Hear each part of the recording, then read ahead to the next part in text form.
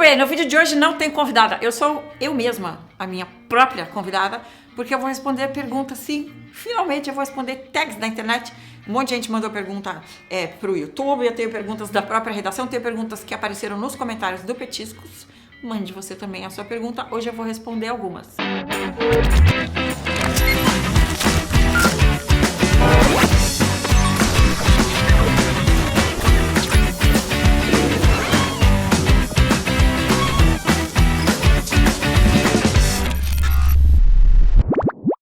Não dá pra ver que minha calça tá peluda de gatos, né?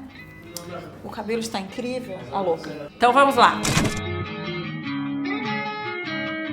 Petiscos começou do seguinte, eu tenho um leve problema de uso assim intensivo de internet há muitos anos, assim, eu acho que desde que eu comecei a ter acesso diário à internet por causa do trabalho, quando eu trabalhava em agência de publicidade, por isso, vamos começar de lá então. Eu trabalhava em agência de publicidade, na DPZ, era RTV. E aí foi quando a gente começou a ter muito acesso à internet, em 95, 96 ali. E eu fazia a produção de trilha sonora. E era assim, tipo, eu já queria, por exemplo, mandar a trilha daqui para os Estados Unidos, quando a gente produzia filme lá. Queria mandar por e-mail ou receber o filme, coisa impossível nos anos 90, obviamente. Mas eu tinha tanto entusiasmo que eu já achava que dava tudo, porque eu achava que se dava para comprar na internet, e sim, eu já fazia compras na internet nessa época, só Jesus sabe como o meu cartão nunca foi clonado. Aí eu comecei a ter muito acesso e pegar muita informação e amealhar muita informação fora do que eu fazia. E como eu disse, eu trabalhava em publicidade e não dava para ficar o dia inteiro na internet, né? Aí o que aconteceu? Um dia eu cheguei à conclusão que eu precisava dar um encaminhamento, tipo, nessa informação toda que eu tinha, porque... Peraí, vou voltar. Não, volta na pergunta. Ao mesmo tempo que eu trabalhava em publicidade, no começo dos anos 2000, me chamaram para escrever uma coluna de moda na revista Contigo. Aí eu descobri que eu gostava de falar daquilo, porque eu nunca tinha feito isso na vida, mas aí eu descobri que eu gostava de fazer isso. E foi todo um projeto da Contigo, que entrou um monte de gente nova lá e tudo mais, e aí eu fiquei lá durante um ano, esse projeto todo da Contigo durou um ano, saí, e aí comecei a pensar nisso, calmamente, como que eu poderia continuar, sem pressa, porque eu continuava trabalhando no mercado publicitário, eu tinha aberto uma produtora só minha, e não dava muito tempo de eu fazer nada. Até que em 2007 eu achei que era legal abrir um blog e experimentar com conteúdo, e principalmente experimentar como é que eu conseguia colocar a publicidade na internet, sem ser os anúncios feios que eu via nos portais, essas coisas que nessa época era muito feio. Ainda tem muito anúncio feio na internet, mas a gente conseguiu melhorar bastante nesses anos. Aí o que aconteceu foi o seguinte, eu fiz um blog no IG, que demorou muito para entrar no ar, porque nessa época os blogs eram tipo o Instagram das celebridades. Aí quando eu falei com o IG que eu queria fazer um blog, eles acharam que eu queria fazer um blog para falar da minha vida, e eu queria fazer um blog para mostrar as informações que eu ia pegando na internet. E que era quase que um agregador, assim, mostrar, ó, gente, eu achei isso, tem notícia disso, viram isso, não sei o quê, porque as pessoas não tinham tanto acesso quanto elas têm hoje. Revistas e tudo mais, informação de um monte de coisas.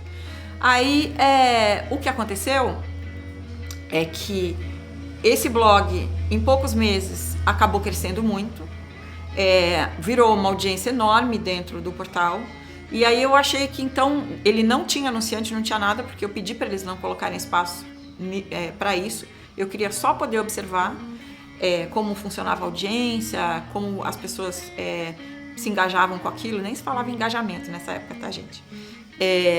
E aí, de 2007 para 2008, eu saí do IG e resolvi montar, aí sim, um site com cara de blog, mas com toda a estrutura de site. Eu já tinha começado a contratar redatores, a gente já tinha editora, já tinha começado a montar uma equipe que estava muito difícil de eu trabalhar sozinha.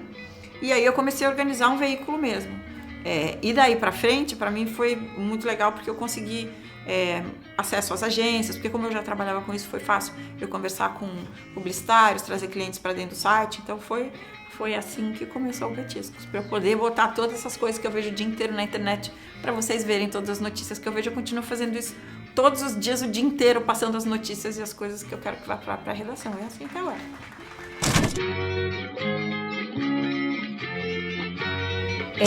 Deixa eu ver. Se eu pudesse voltar no tempo, eu acho que eu ia voltar à infância, porque eu sempre adorei ser criança, por isso eu sou assim até hoje. Porque eu me divertia muito quando eu era criança. Eu me divirto muito até hoje, mas assim, infância. De certeza que eu ia voltar para ser criança, para fazer guerra de goiaba, para fugir de casa, para ter um monte de gatinhos, milhões de gatinhos que minha mãe deixava ter, para subir na árvore, para passar trote nos amigos, soltar bombinha. Ó, peraí, aviões, tá calmo. Lugar barulhento assim. Na verdade, pro meu pior inimigo eu não desejo nada, eu só ignoro que ele existe. Entendeu? Eu não desejo nem bem nem mal, só não penso nele. Só isso. Também essa é a questão da infância, né? Muito adulta eu nunca me sinto. Isso é uma coisa engraçada, assim. Quando eu tô com uma pessoa mais velha que eu, muito séria, ou, sei lá, uma pessoa assim que eu acho uma pessoa importante, eu me sinto uma pessoa de 12 anos. Eu tenho um problema de eu sempre achar que eu sou desajeitada e meio infantil perto das pessoas. É uma impressão da minha cabeça, não é. Eu sou adulta, mas eu tenho essa impressão. Eu acho que eu me senti adulta... não sei, deixa eu pensar. Eu acho que quando minha filha começou a crescer um pouco, não foi nem quando ela era bebê. Eu acho que eu comecei a me sentir adulta mesmo quando a Nina começou a se expressar mais, aí você tem que se preocupar mais com educar uma pessoa, junta isso com o trabalho. Eu acho que quando você tem filhos, você começa a se relacionar, por exemplo, filhos não, né? No caso eu só tenho uma. Quando você tem filho, você começa a se relacionar com seus pais de outro jeito. Então eu acho que eu comecei a me sentir adulta também quando eu comecei a me relacionar com meu pai, com a minha mãe de igual, assim. Aí você começa a entender que os adultos, eles também foram crianças, entendeu? É muito louco. Você começa a ter umas impressões diferentes das pessoas e outros pontos de vista e ter conversas mais adultas, menos aquela coisa menos top-down, pai para filho, assim, é mais igual. Então eu acho que eu me senti adulta quando eu comecei a fazer isso. Eu tenho uma notícia horrenda para dar para as pessoas. Eu nunca tive TPM na minha vida. Não tenho TPM, nunca tive uma cólica na vida. Eu sou um ser alienígena. É sério mesmo, isso é piada, mas é verdade. Então, é difícil. Por exemplo, eu tenho muitas amigas que têm muita TPM. Então, na verdade, é mais fácil eu explicar assim. Eu tenho muita paciência com elas, porque como eu nunca tive, talvez eu veja mais ainda o quanto elas sofrem, sabe? Mas eu nunca tive essas coisas, ainda bem, né?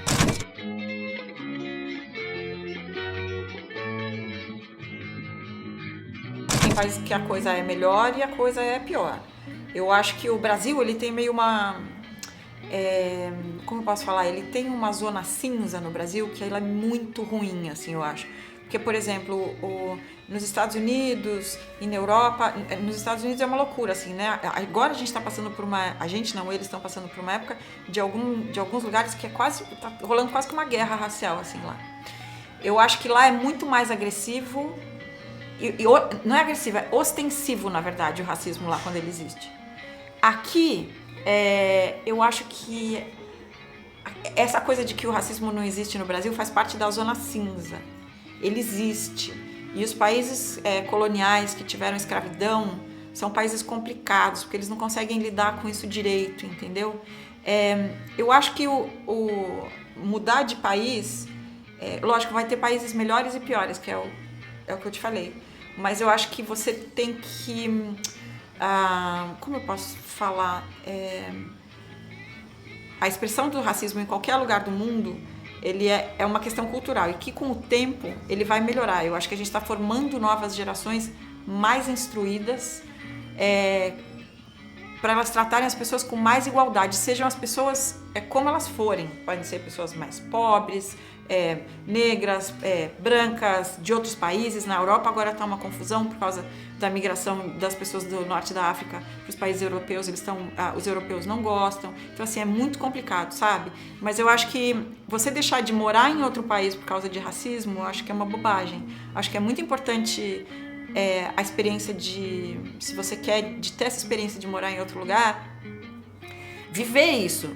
O ruim também é uma vivência, entendeu? E eu acho que pode ser a sua maneira de lutar e trabalhar contra isso, entendeu? Em outros países. Eu acho que a gente faz um pouquinho aqui, cada dia, cada pessoa faz um pouquinho para melhorar essa situação. Então eu acho que você não deve deixar de tentar morar fora por causa disso. Você vai encontrar isso, o preconceito em geral, você vai encontrar isso em muitos lugares. Dos lugares que você menos esperar, inclusive. Então você não pode parar sua vida por causa disso. Segue a vida e quando você se encontrar com isso, você enfrenta, entendeu? Enfrenta mesmo, não pode se sentir diminuída por causa disso, porque não existe motivo para isso, nem justificativa. Vou falar, acho que a única época da minha vida que eu me preocupei de verdade, assim, nossa, estou ficando velha, foi antes de fazer 30 anos. E eu acho que isso é uma loucurinha que aparece na cabeça de todo mundo, assim. Depois que passa os 30 anos, eu acho que a gente começa a perceber que, na verdade, não vai fazer a menor diferença. Depois que passa mais ainda dos 30 anos, eu acho que você começa a perceber que você segue a mesma pessoa, mas os anos vão passando. O corpo muda, o rosto muda, mas lá dentro é a mesma pessoa. Aí você começa a ter umas sensações engraçadas de que é quase como se você fosse uma criança presa no teu corpo. Então eu acho que assim, de verdade, essa coisa de fazer 30, eu acho que é a pior fase, porque você... essa sensação de ser, eu sou... Não é jovem, porque você vai ser jovem durante muito tempo ainda, mas você deixa de ser menina, talvez. As pessoas têm essa impressão. E de verdade, eu acho que é só impressão, porque você vai continuar sendo a pessoa que você é para sempre. E depois, não faz a menor diferença. Toda a preocupação que eu tive quando eu ia fazer 30, quando eu fui fazer 40, não me preocupei nem um pouco. Tipo, ok, mais um ano. Então, porque aí você começa a perceber que não faz diferença de verdade, sabe? Então eu acho que tem que relaxar um pouco. E não levar muito isso em conta, porque o tempo passa mais rápido do que a cabeça nossa. Então, não se preocupa muito com os números. Eles tá lá só para explicar quanto tempo passou desde que você nasceu, mas só isso. Na minha vida mesmo, tem muita coisa para fazer, muita coisa. Só que eu tento deixar sempre no mínimo possível. Cada vez mais, sei lá, na minha vida, eu tento ter mais tempo para ficar em casa. Então, se eu posso trabalhar de casa, eu trabalho de casa. Se eu posso cozinhar em casa, eu vou cozinhar em casa. Se eu posso passar o fim de semana em casa, eu vou passar o fim de semana em casa. Eu fico tentando fazer menos coisa e ficar mais quietinha um pouco, entendeu? Eu acho que aí a sensação de avalanche, assim, diminui bastante. Então eu tento passar a maior parte do tempo possível quieta, sossegada, que é bastante, né? Seu testemunho, é verdade, você mudou muito. Eu queria saber como ganhar os boy. Hoje eu sei tudo, cara. Como dar os truques nos boy, eu sei tudo hoje em dia. É verdade. A única coisa que eu queria saber quando eu tinha dos 15 aos 20 anos era namorar, gente.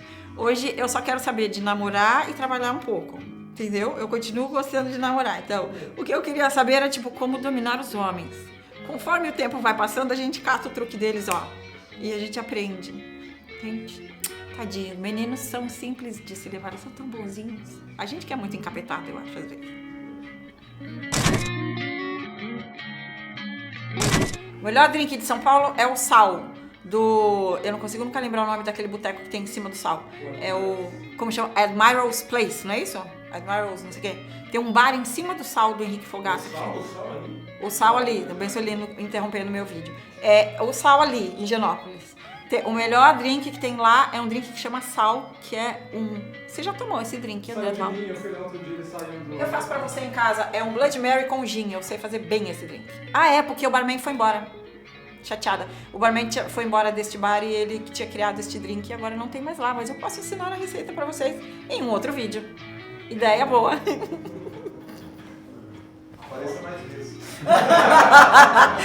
Bom, as respostas dessa semana são essas. Vocês têm que me mandar mais perguntas aqui nos comentários do Petiscos ou do YouTube. Inscrevam-se. Se você ainda não está inscrito no canal Petit Comitê, meu canal novinho, se inscreve lá para saber quando os vídeos novos vão entrar lá, porque vai ficar entrando muito vídeo toda semana, toda quinta-feira tem vídeo novo oficialmente, mas o povo fica postando uns negócios aqui que eu nem sabia que eles estavam postando, então se inscreve para receber notícia que entrou vídeo novo. E é isso, preciso de perguntas e sugestões de pauta. Não esqueça. Até a próxima. Tchau!